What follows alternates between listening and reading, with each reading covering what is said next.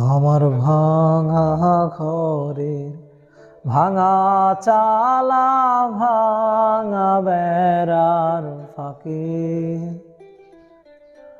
অবাক জ্যোৎস্না ডুইকা পরে হাত বাড়াইয়া ডাকে,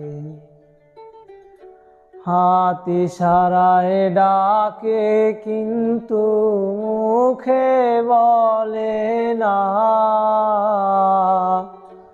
আমার কাছে আইলে বন্ধু আমারে পাইবা না।